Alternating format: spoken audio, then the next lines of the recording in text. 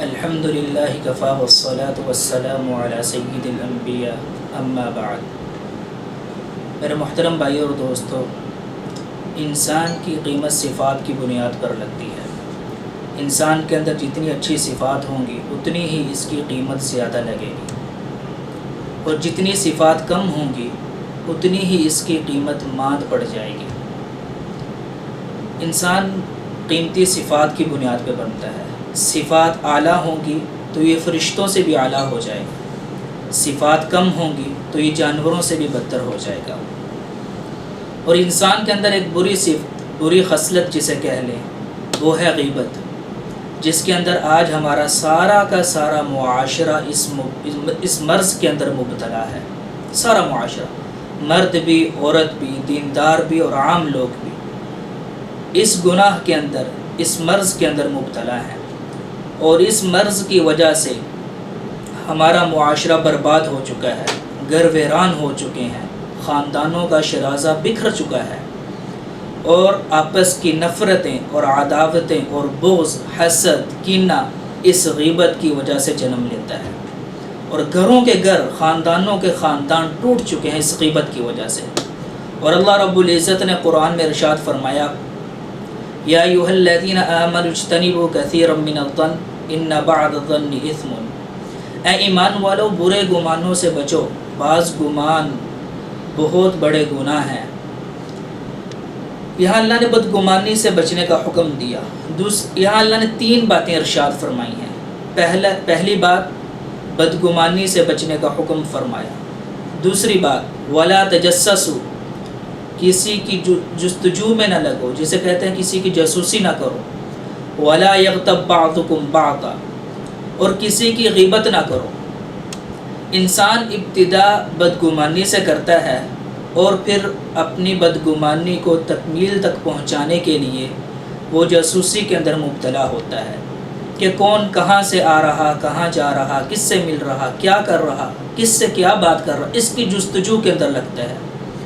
پھر وہ اس کے عیب کو جب تلاش کر لیتا ہے، پھر اس عیب کی تشہیر کو غیبت میں وہ بیان کرنا شروع کر دیتا ہے، اور لوگوں کے سامنے اس کو وہ عام کرتا ہے، جس کو اللہ کے نبی صلی اللہ علیہ وسلم نے غیبت فرمایا۔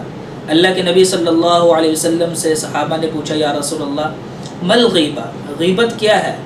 اللہ کے نبی نے ارشاد فرمایا، ذکرک اخاک بما یکرہ، اپنے بھائی کی ایسی بات کسی کے سامنے بیان کرنا جو اسے ناپسندیدہ ہو، یہ غیبت ہے۔ اللہ کے نبی سے صحابہ نے کہا، یا رسول اللہ اگر وہ عیب اور برائی اس کے اندر ہو پھر؟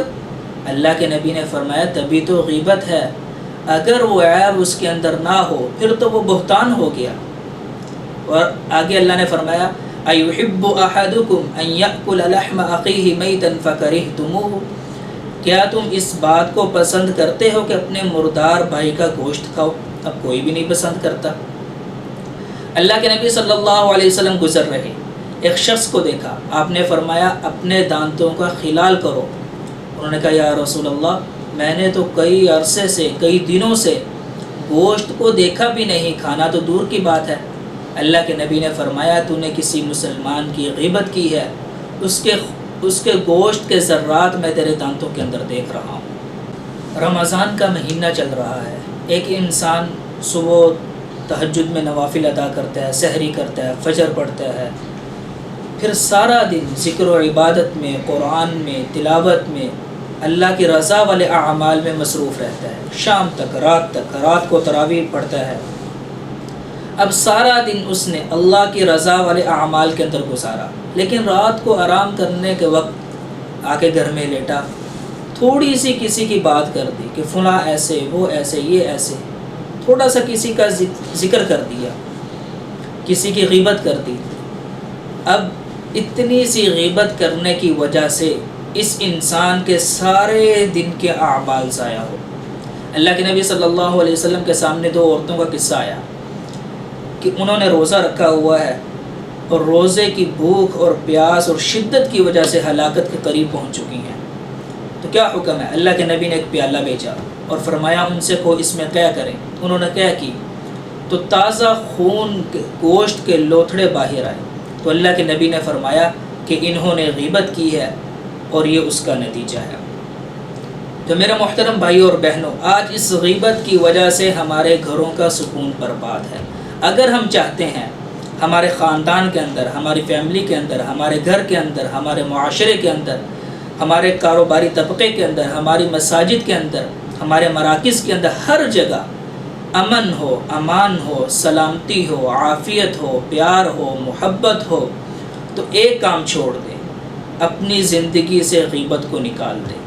نہ غیبت کریں، نہ غیبت سنیں، نہ کسی کے سامنے کسی کی برائی بیان کریں، نہ کسی کی برائی سنیں۔ اللہ رب العزت زندگیوں کے اندر، گھروں کے اندر، خاندانوں کے اندر، معاشرے کے اندر، سوسائٹی کے اندر سکون عطا فرما دیں گے۔ اللہ رب العزت مجھے اور آپ کو عمل کی توفیق عطا فرمائے۔ والسلام۔